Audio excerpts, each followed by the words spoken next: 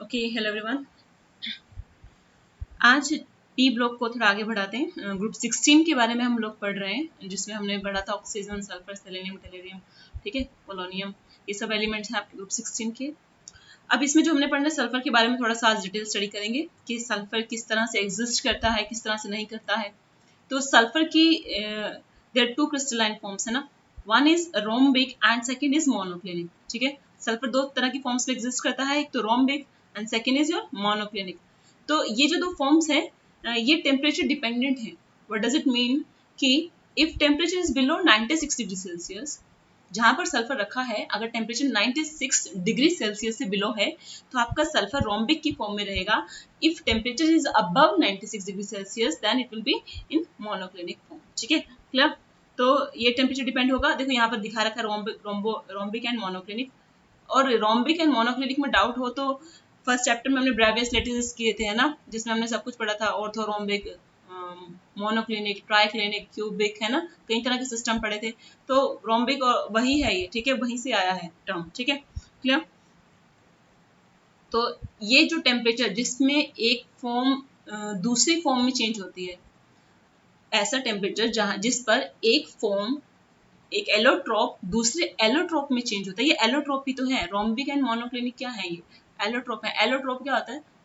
Same chemical properties but different physical properties, मतलब physically different exist करेंगे, बाकी होता मॉलिक्यूल सेम ही है।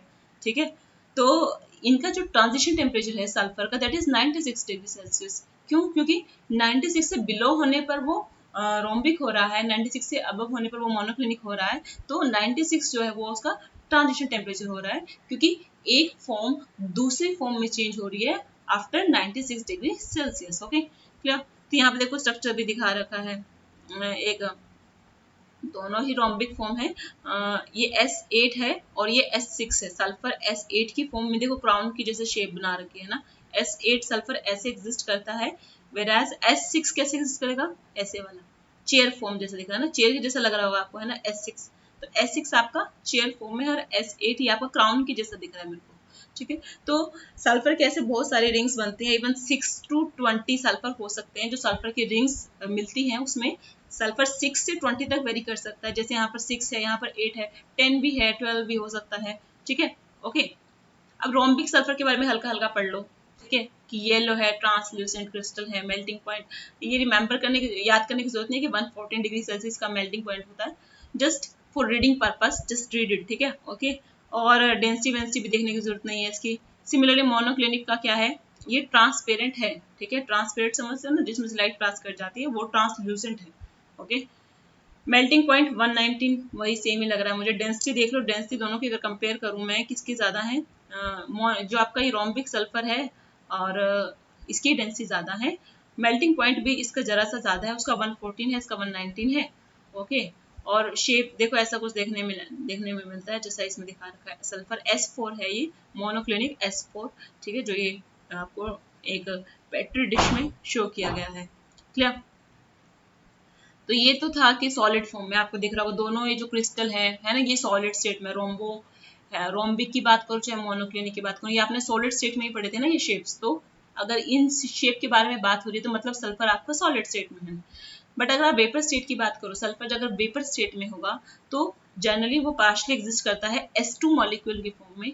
ठीक है, which have two unpaired electrons like oxygen. S2 is similarly like oxygen. जैसे O2 होता है डाइऑक्सीजन, वैसे डायसल्फर की फॉर्म में सल्फर वेपर स्टेट में ऐसे एग्जिस्ट करता है, बट इन सॉलिड स्टेट वो रिंग्स की फॉर्म में एग्जिस्ट करता है। और मैंने बताया जैसे S4, S6, S8, 20 तक ऐसी रिंग्स हो सकती हैं। ठीक है, having different shape. Now sulphur dioxide, next चीज जो सल्फर डाइऑक्साइड देख लेते हैं कैसे कैसे बनाते हैं। इनकी रिएक्शंस थोड़ी थोड़ी आपको इन याद ही करनी है, रिएक्शंस याद करने के लायक होती हैं, तो याद करके जाना। ठीक है, तो लेबोरेटरी में कैसे बनाया जाता है? जनरली सोडियम सल्फाइड को अगर आप सल्फ्यूरिक एसिड से ट्रीट करें तो सोडियम सल्फेट बन जाता है plus water plus sulphur dioxide. ठीक है, ये सल्फाइड होता है, SO3 सल्फाइड होता है और SO4 सल्फेट होता है। ठीक है, तो हाइड्रोजन सल्फ्यूरिक एसिड की प्रेजेंस में सोडियम सल्फाइड सोडियम सल्फेट में चेंज हो रहा है एंड सल्फर डाइऑक्साइड इवॉल्व होगी। और ये मत सोचना कि इसमें तुम बैलेंसिंग करके देख सकते हो, तुमको पता चल जाएगा किसके कितने मॉलिक्यूल यूज हुए हैं। ठीक है, ऑल्दो मुझे ऐसा लगता है कि ये रिएक्शन बैलेंस है जितना मेरे को दिख रहा है मोटा मोटा। उसके बाद और क्या तरीका है, आप कैसे कर सकते हो, कोई सल्फाइड ओर्स की अगर आप रोस्टिंग करें, रोस्टिंग याद है आपको, रोस्टिंग क्या होता था, एक तो कैल्सिनेशन होती थी, रोस्टिंग होती थी, है ना। अगर आप एक्सेस एयर में किसी चीज को जलाते हो, ठीक है, हीट करते हो, excess in the presence of excess air, वो रोस्टिंग होता है। कैल्सिनेशन में आपके लिमिटेड एयर रहती है, ठीक है। तो देखो 4 मॉलिक्यूल है आयरन सल्फाइड के FeS2, और इसके कंपेरेटिवली देखो ऑक्सीजन एक्सेस में लिया गया है ना, 11 O2 लिया है, मतलब ये रोस्टिंग है, एक्सेस में ऑक्सीजन यूज किया है। तो यहाँ पर अगर आपने रोस्टिंग करें आयरन सल्फाइड की, तो आपका जो ये FeS2 है ये Fe2O3 में चेंज हो जाएगा, आयरन ऑक्साइड बन जाएगा, सल्फाइड से ऑक्साइड बनता है, और आपकी जो सल्फर डाइऑक्साइड इसमें इवॉल्व होगी, ठीक है। सेकेंड मेथड है सल्फर डाइऑक्साइड की प्रिपरेशन का। नाउ कुछ फिजिकल प्रॉपर्टीज की बात कर लेते हैं। सल्फर डाइऑक्साइड की फिजिकल प्रॉपर्टीज कैसी कैसी हैं, तो generally a dull gas with pungent smell, smell बड़ी पंजेंट होती है इसकी, इवन आप अगर स्मेल करो तो इरिटेशन सा आपको लगेगा ऑब्वियसली, ठीक है। Highly soluble in water, no doubt sulphur dioxide is soluble in water है। अगर आप इसको सल्फर डाइऑक्साइड को पास कर दो पानी में तो हाइड्रोजन सल्फाइड ये बना लेता है, ठीक है, ओके, H2SO3। उसके बाद अगर आप इसको सोडियम हाइड्रोक्साइड सॉल्यूशन में पास करो तो ये सॉल्ट बना लेगा, सोडियम सल्फाइड, ठीक है। ये वही सोडियम सल्फाइड है जिसको आपने सल्फ्यूरिक एसिड में डालकर sodium sulphate plus water plus SO2 ऊपर बनाया था, ठीक है, ये वही है, ओके।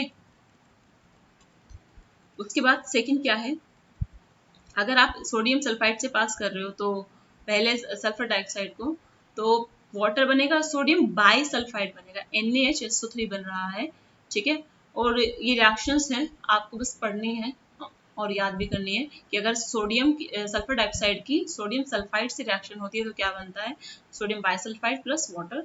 अगर सल्फर डाइऑक्साइड की क्लोरीन से रिएक्शन होती है तो क्या बनता है, तो सल्फ्यूरिल क्लोराइड बनता है, इसका फॉर्मूला है SO2Cl2, ठीक है, क्लियर।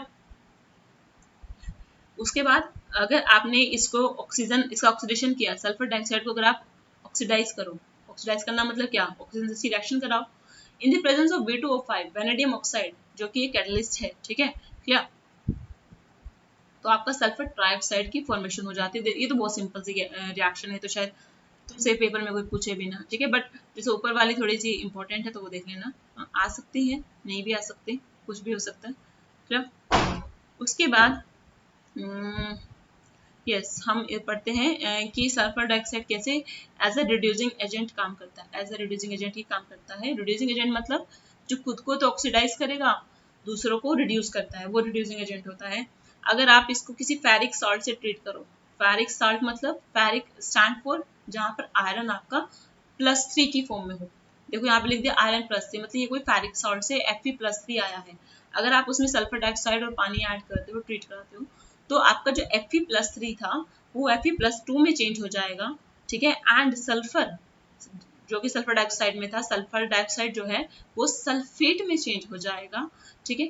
तो अगर आप यहाँ पर अगर देखो ना, सल्फर की ऑक्सीडेशन स्टेट देखो, यहाँ पर +4 आएगी, ठीक है, यहाँ पर +4 है, SO2 में +4 है, whereas in case of SO4 2 negative, if you calculate the oxidation state of sulfur, it will come out around +6, हाँ +6 इसकी हो जाएगी। तो +4 से +6 increase in oxidation state, it means oxidation is going on, ठीक है। तो सल्फर डाइऑक्साइड का क्या हो रहा है, ऑक्सीडेशन हो रहा है, whereas Fe+3 is reducing into Fe+2, okay. Now second thing, it decolorized acidified KMnO4 solution.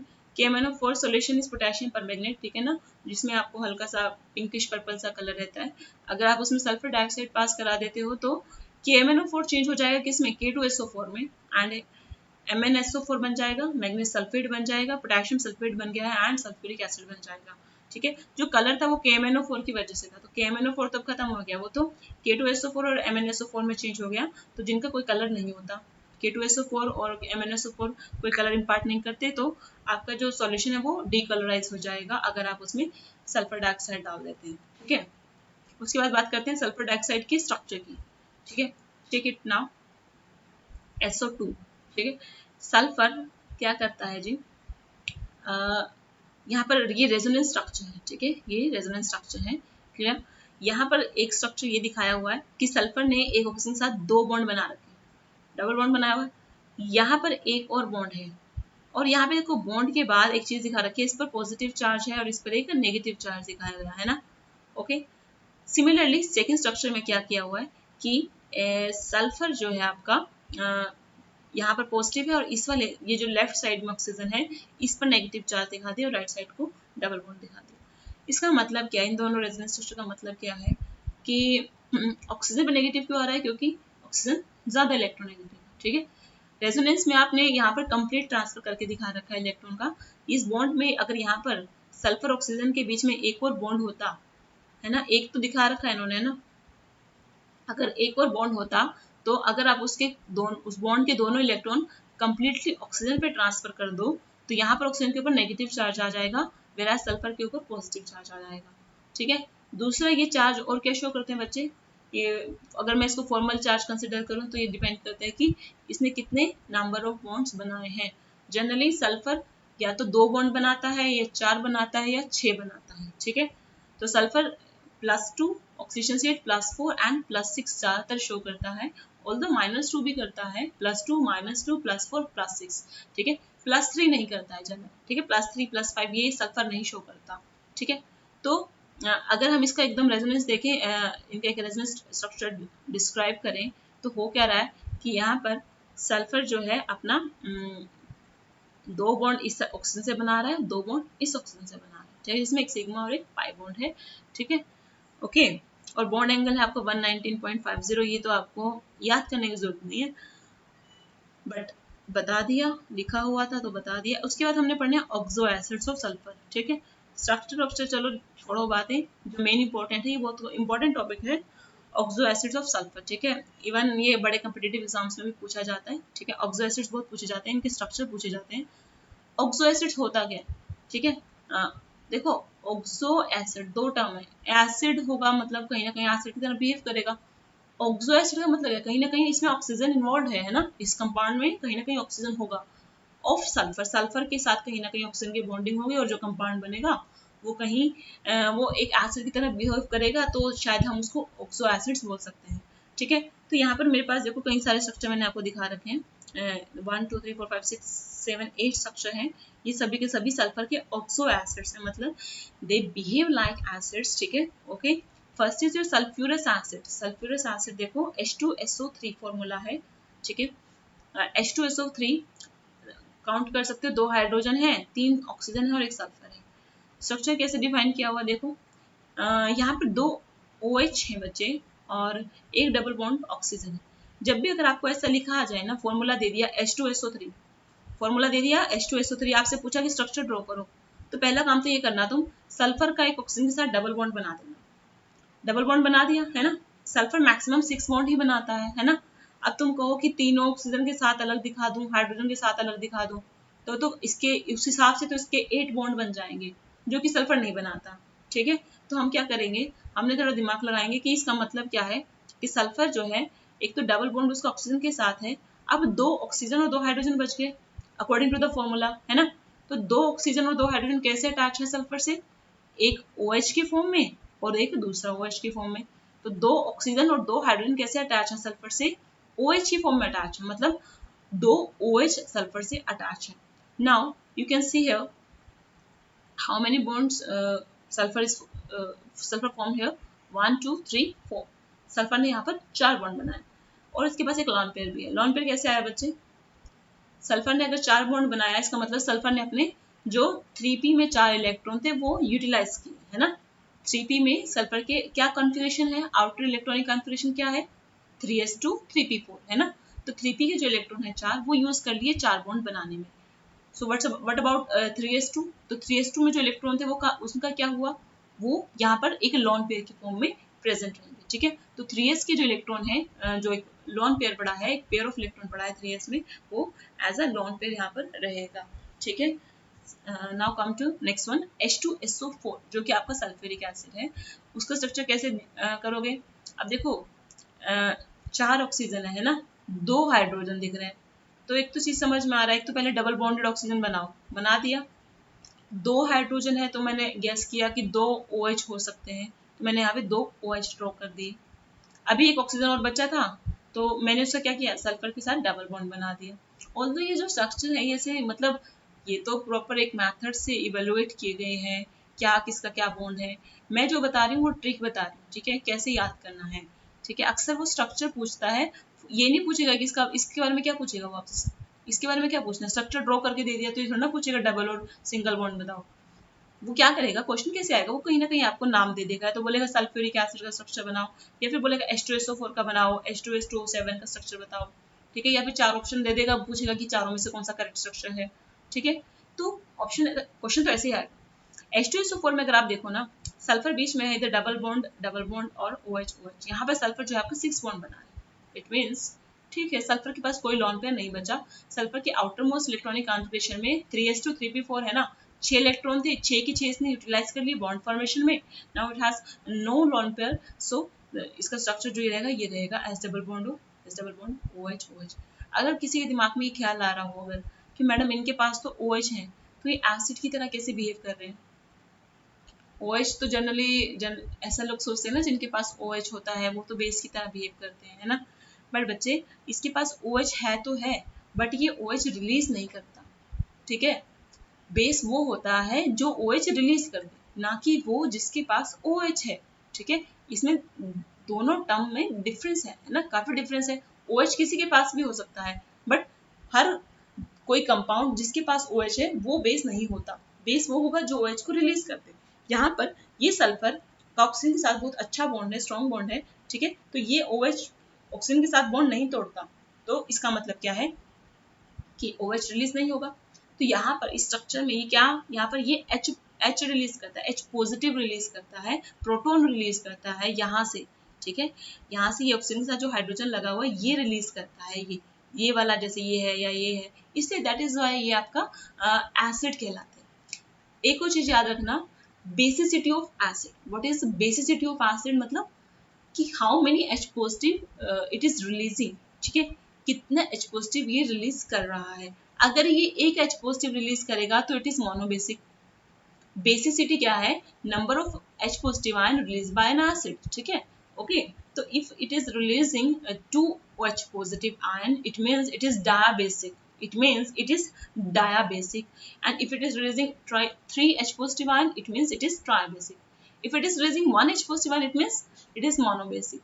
So you can see here कि sulfurous acid is your diabasic because it can release 2 H positive ion. Similarly, sulfuric acid can release 2 H positive ion, so it is also diabasic. And oleum, the other name of oleum is pyrosulfuric acid. Now see the structure of pyrosulfuric acid. The formula is H2S2O7. Formula क्या है, H2S2O7. Now how you will draw the structure of H2S2O7? Okay, you can see here there 7 oxygen are present and 2 hydrogen are present. So जो एक sulphur के साथ तो ये सभी attach हो नहीं सकते, है ना, 7 ऑक्सीजन नहीं अटैच हो सकते। Sulphur can form more than 6 bond, sulphur can not form more than 6 bond. So यहाँ पर स्ट्रक्चर थोड़ा डिफरेंट है, याद रखना। एक सल्फर मैंने ड्रॉ किया, एक सल्फर मैंने ड्रॉ किया, 2 सल्फर है ना, मैंने 2 अलग अलग सल्फर ड्रॉ कर दिए ना। मैंने एक पहला काम आपको बताया है कि सल्फर के साथ सबसे पहले काम कर दो, डबल बॉन्डेड ऑक्सीजन बना दो। बना दिया, ये बना दिया, इसके साथ ये बना दिया, ठीक है, बना दिया। अब बचे क्या है, 2 हाइड्रोजन बचे हैं, ठीक है। और जब भी ऐसा स्ट्रक्चर बनाओ ना, ऐसा जिसमें 2 सल्फर इन्वॉल्व हो जाए, ठीक है, एक चेन जैसा स्ट्रक्चर बने, ठीक है, तो वहां पर स्ट्रक्चर को सिमेट्रिक रखने की कोशिश करना। सिमेट्रिक मतलब जैसा इसका हाफ पार्ट है वैसा इसका अदर हाफ होना चाहिए, ठीक है। तो यहाँ पर सल्फर जो है आपका, ये देखो, 2 ऊपर 2 इधर, सॉरी, एक हाइड्रोजन इसको दो, एक हाइड्रोजन इसको दो, तो हाइड्रोजन कैसे आएगा, यहाँ पर OH की फॉर्म में आएगा। OH की फॉर्म में लगा दिया, एक सल्फर के साथ OH लगा दिया, एक दूसरे सल्फर के साथ OH लगा दिया। तो कितने ऑक्सीजन और हाइड्रोजन अभी बैलेंस हो गए, 2 यहाँ पर आ गए हैं, 2 यहाँ पर आ गए, 4 ऑक्सीजन यूटिलाइज कर लिए और 2 हाइड्रोजन यूटिलाइज कर लिए, 4 ऑक्सीजन और 2 हाइड्रोजन। तो how many oxygen are in the formula, 7। तो बचे हुए 3 का क्या करूं, तो 3 को कैसे करूंगी, देखो सिमेट्री कैसे बनाती हूँ। एक ऑक्सीजन को यहाँ पर डबल बॉन्ड बनाया, दूसरे ऑक्सीजन का यहाँ पर डबल बॉन्ड बनाया, आउट ऑफ 3 है ना, एक यहाँ पे यूज कर लिया, एक यहाँ पे यूज कर लिया। अभी क्या बचा है, 1 बचा है। 1 का क्या करूं, किसके दूं, किसी को नहीं देना, बीच में लेके आओ, जो बचा हुआ ऑक्सीजन उसको बीच में लेके आओ, यहाँ पे बीच में उसका ऐसे जैसे ब्रिज होता है ना कि कनेक्ट कर रहा है, इस सल्फर को दूसरे सल्फर से ये ऑक्सीजन कनेक्ट कर रहा है, ठीक है। Now you can see that structure is almost symmetric. जैसा सल्फर के पास जो सल्फर का एनवायरनमेंट है इस सल्फर का, वही सेम एनवायरनमेंट इस सल्फर के पास है। इसके पास भी 2 डबल बॉन्डेड ऑक्सीजन है, इसके पास भी 2 डबल बॉन्डेड ऑक्सीजन है, इसके पास भी OH है, इसके पास भी OH है, ये भी एक ऑक्सीजन से कनेक्टेड है, ये भी एक ऑक्सीजन से कनेक्टेड है। तो ये आपका ओलियम जो कि पायरोसल्फ्यूरिक एसिड है उसका स्ट्रक्चर है। दोनों नाम याद होने चाहिए, ओलियम भी और पायरोसल्फ्यूरिक एसिड भी, और स्ट्रक्चर तो होना ही होना है, स्ट्रक्चर ही पूछे जाते हैं। Now the other one is your H2S2O2। H2S2O2। अब देखो यहाँ पर तुम 2 अलग अलग सल्फर लेने का कोई फायदा होगा नहीं तुमको, क्योंकि ऑक्सीजन भी कम दिख रहे हैं और हाइड्रोजन भी कम ही दिख रहे हैं। तो हो सकता है कि एक ही सल्फर के साथ सब अटैच हो। ये बेटा ये जो है ना 6th सेंस से ही आएगा, ऐसे तुमको मतलब ये चीजें जो होती है ना, जैसे आप प्रैक्टिस करते हो ना तब आपको ध्यान आता है कि अच्छा इसमें ज्यादा एटम हो रहे हैं, ज्यादा मतलब हो सकता है कि 2 सल्फर अपना अलग अलग बनाएंगे। अब यहाँ पर कम एटम दिख रहे हैं मुझे, तो मुझे लगता है कि एक ही सल्फर के साथ ही सब कुछ हो जाएगा, ठीक है। तो देखो 2 सल्फर है, 2 ऑक्सीजन है, 2 हाइड्रोजन है। तो इस स्ट्रक्चर को आप थोड़ा ध्यान रखना, इसको बोलते हैं थायोसल्फ्यूरस एसिड, थायोसल्फ्यूरस एसिड। एंड यहाँ पर S का दूसरे सल्फर के साथ डबल बॉन्ड है, ठीक है। मैंने बताया था सल्फर आपका 2 4 6 इतने बॉन्ड बना लेते हैं। तो यहाँ पे देखो ये जो ऊपर वाला सल्फर है 2 बॉन्ड बना रहा है, तो it is stable, no issue है ना। Now come to this sulphur, अभी हाइड्रोजन बचा है और ऑक्सीजन बचा है, तो OH और OH बना दो, ठीक है। तो ये आपका स्ट्रक्चर बन जाएगा थायोसल्फ्यूरस एसिड का। उसके बाद है डायोथाइनस एसिड H2S2O4। अब इसको क्या करोगे, एक सल्फर से अटैच करके देखो कितना हो जाएगा, क्या 4 ऑक्सीजन हो जाएंगे, 1 सल्फर और 2 हाइड्रोजन। नहीं भाई ज्यादा हो रहा है, कम करते हैं, ठीक है। तो क्या करेंगे, दोनों सल्फर को अलग अलग करते हैं। अब पहला काम क्या है, सल्फर के साथ डबल बॉन्डेड ऑक्सीजन बनाओ। ये जो डबल बॉन्डेड ऑक्सीजन बनाने वाला फॉर्मूला है वो सब में एप्लीकेबल हो जाएगा, सिर्फ थायोसल्फ्यूरस एसिड में नहीं होगा। यहाँ पर आपको सल्फर के साथ सल्फर का डबल बॉन्ड बनाना है। बाकी आप बाकी जितने भी ऑक्सो एसिड हैं सब में अगर आप पहले ये बनाते हो ना सल्फर का ऑक्सीजन के साथ डबल बॉन्ड, तो आपका स्ट्रक्चर सही जाता है। तो इसको एक्सेप्शन में रख लेना H2S2O2 को, बाकी सब तो इस रूल को फॉलो कर जाएंगे, ठीक है। इसका डबल बॉन्ड बना दिया और इसका भी डबल बॉन्ड बना दिया ऑक्सीजन के साथ। फिर देखो कितने हाइड्रोजन है, 2 हाइड्रोजन है और 2 ऑक्सीजन बचे पड़े हैं। तो क्या करूं, इधर एक OH है, एक इधर OH लगा देती हूँ। अब इन दोनों सल्फर को आपस में कनेक्ट कर देती हूँ, क्योंकि अब मेरे पास कोई ऑक्सीजन या हाइड्रोजन ऐसा नहीं बचा, चारों ऑक्सीजन लग चुके हैं और दोनों हाइड्रोजन यूटिलाइज हो चुके हैं। नेक्स्ट इज H2S2O6, ठीक है, डायोथायोनिक एसिड H2S2O6। ओके, तो अब कैसे करो जी, यहाँ पर भी देखो 6 ऑक्सीजन है, 1 सल्फर है, 2 हाइड्रोजन है, मतलब 2 सल्फर का अलग अलग बनाना पड़ेगा, ज्यादा आइटम हो रहे हैं, है ना। तो ये सल्फर लिखा, वो सल्फर लिखा, है ना, दोनों सल्फर को अलग अलग लिख दिया। सबसे पहले काम क्या करूंगी, डबल बॉन्डेड ऑक्सीजन बना दिया, इसका भी बना दिया। फिर 2 हाइड्रोजन है तो क्या करूँ, 2 OH ड्रॉ कर लो, कर लिया। अब कितने ऑक्सीजन बच गए, out of 6 2 oxygen are left. Now क्या करूं, एक ऑक्सीजन का इससे बॉन्ड बना दो, एक ऑक्सीजन का इससे बॉन्ड बना दो। अभी देखो सल्फर कितने बॉन्ड बना रहा है, 2 4 5 2 4 5। तो अब छठा बॉन्ड कैसे बनाएगा, आपस में बना दो इन दोनों का, 6 bond will be between sulphur and sulphur, तो बन जाएगा स्ट्रक्चर सिंपल। उसके बाद देखो नेक्स्ट वन, हाँ this one, कैरोज acid, important, कैरोज acid बोलते हैं इसको, H2SO5। H2SO4 तो सल्फ्यूरिक एसिड है, H2SO5 इज कैरोज एसिड, और इसको बोलते हैं पर ऑक्सो मोनोसल्फ्यूरिक एसिड, ठीक है। ओके, अब देखो यहाँ पर H2SO5 है, ऊपर H2SO4 था, कोई फर्क नहीं है, बस एक डिफरेंस है। If you compare the structure of H2SO5 and H2SO4, there is only one difference, and if I can show you तो yes, देखो ये रहा H2SO4 और ये है H2SO5। इसमें देखो 2 डबल बॉन्डेड ऑक्सीजन है, यहाँ पर भी 2 डबल बॉन्डेड ऑक्सीजन है, एक OH है, इसमें भी एक OH है, यहाँ पर दूसरी जगह भी OH है। बट यहाँ पर आपको ना क्योंकि O5 है, एक ऑक्सीजन एक्स्ट्रा है ना, तो आपको OH करना है, OH नहीं करना, OH करना है। अगर सिमिलरली आप करो H2S2O8, H2S2O8 कैसे करोगे बच्चा, देखो काफी एटम हो रहे हैं, दोनों सल्फर को अलग अलग करो, पहले तो कर दिया दोनों सल्फर को। फिर क्या करूं, डबल बॉन्डेड ऑक्सीजन बनाया, इसके साथ भी डबल बॉन्डेड ऑक्सीजन बना दिया। फिर 2 H हैं तो 2 OH ड्रॉ कर दिए, अब देखो कितने यूटिलाइज हो गए, 4 ऑक्सीजन यूटिलाइज हो गए हैं, 2 हाइड्रोजन यूटिलाइज हो गए। अभी भी आउट ऑफ 8 4 यूटिलाइज हुए हैं, मतलब 4 बचे हैं। बचे हुए 4 को कैसा करना है, पहले एक इधर डबल बॉन्ड कर दो, फिर एक इधर डबल बॉन्ड कर दो, है ना, हो गया।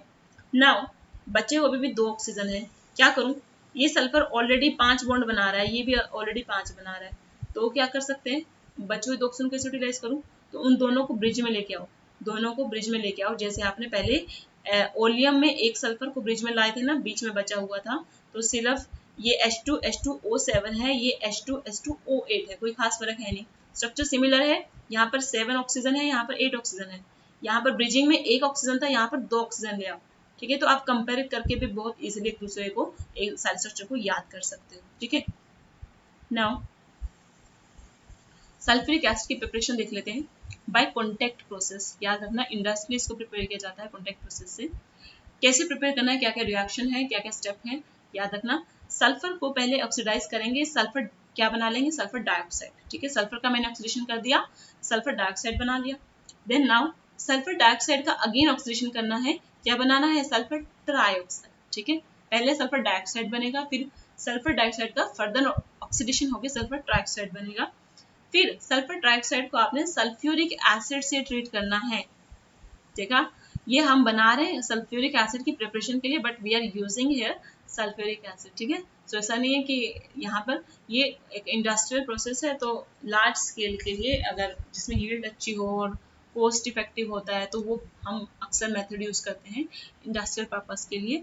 तो SO3 और H2SO4 को जब आप मिलाते हो ना बच्चे, तो आपका वही ओलियम बन जाता है, H2H2O7 पायरोसल्फ्यूरिक एसिड, जो अभी मैंने ऊपर कराया था, ठीक है। H2H2O8 भी कराया है और H2H2O7 भी कराया है, तो ये ओलियम बन गया आपको, ठीक है, इसको हम ओलियम कह रहे थे।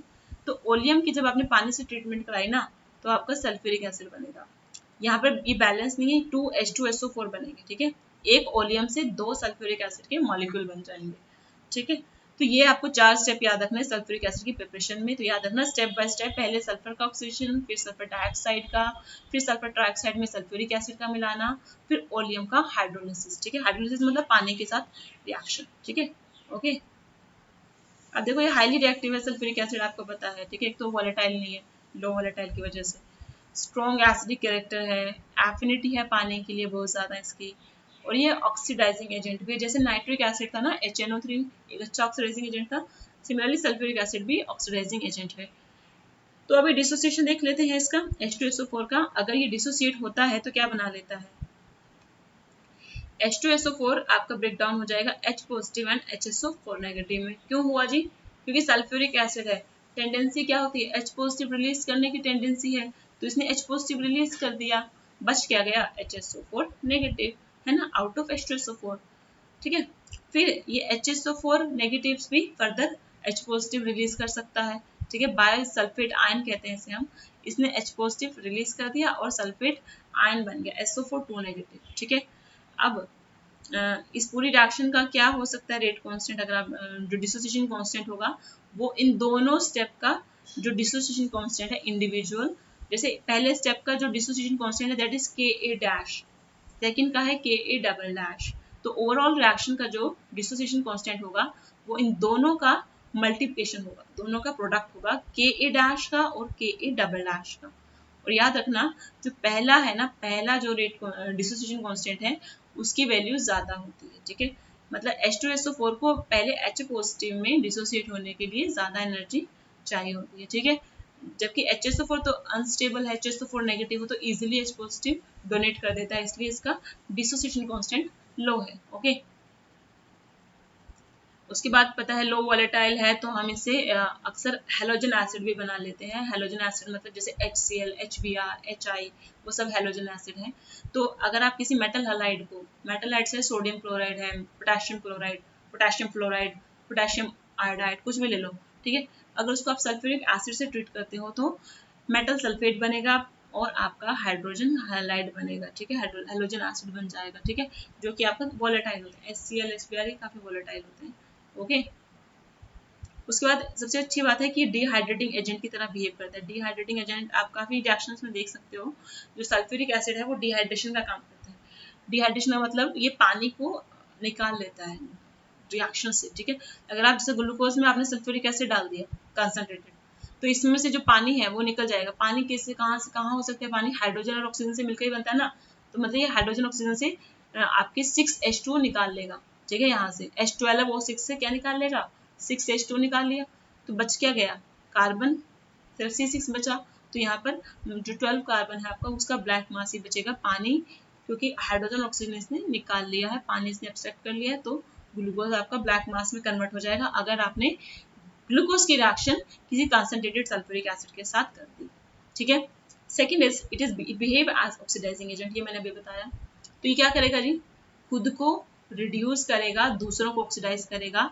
जनरली H2SO4 अगर जहाँ कहीं भी ऑक्सीडाइजिंग एजेंट की तरह बिहेव करेगा तो ये SO2 में और चेंज होगा और H2O में साथ में नेसेंट ऑक्सीजन प्रोवाइड कर रहा है।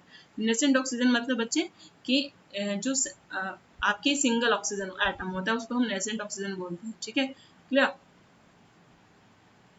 उसके बाद देखो इट ऑक्सीडाइजेज ओनली में लाइक कॉपर से, अब दिखाती हूँ, रुक जाओ। देखो कॉपर का ऑक्सीडाइज किया इसने, कैसे किया, कॉपर को सल्फ्यूरिक एसिड से ट्रीट करोगे तो सल्फर डाइऑक्साइड बन जाएगा, पानी बनेगा, कॉपर सल्फेट बनेगा, ठीक है, क्लियर। अब देखो इसमें होगा क्या, कॉपर जो कि यहाँ पे आपका न्यूट्रल था, जीरो ऑक्सीडेशन स्टेट में था, ठीक है, सल्फ्यूरिक एसिड की ट्रीटमेंट के बाद वो कॉपर सल्फेट बना है, यहाँ पर +2 का चार्ज आ जाएगा। ऑक्सीडेशन स्टेट जो कॉपर की है वो +2 आ जाएगी, चार्ज नहीं, ऑक्सीडेशन स्टेट कॉपर की +2 आ जाएगी, यहाँ पर न्यूट्रल है, तो 0 से +2 जाना मतलब इंक्रीज इन ऑक्सीडेशन स्टेट, 0 से +2 जाना मतलब इंक्रीज इन ऑक्सीडेशन स्टेट, मतलब कॉपर का हो गया ऑक्सीडेशन, ठीक है। वेयर एज ये आपका जो सल्फ्यूरिक एसिड है, ठीक है, यहाँ पर देखो इसकी सल्फर की ऑक्सीजन स्टेट कितनी है, H2SO4 में कितनी थी, +6 है, +6 होगी, देख लेना +6 होगी, यस। और सल्फर डाइऑक्साइड में कितनी है, +4 है, तो +6 से +4 में चला गया, सल्फर ने खुद को रिड्यूस किया है और कॉपर को ऑक्सीडाइज किया है, ठीक है। तो मतलब सल्फर, ये जो सल्फ्यूरिक एसिड है ये आपका ऑक्सीडाइजिंग एजेंट है। ऑक्सीडाइजिंग एजेंट क्या होते हैं, जो खुद को रिड्यूस करते हैं और दूसरों को ऑक्सीडाइज करते हैं, वो आपके ऑक्सीडाइजिंग एजेंट होते हैं, ठीक है। उसके बाद हमें नेक्स्ट करवाऊंगी मैं आपको नेक्स्ट लेक्चर में ग्रुप 17 एलिमेंट्स, ठीक है, इनके बारे में पढ़ेंगे। आज के लिए इतना ही, थैंक यू सो मच।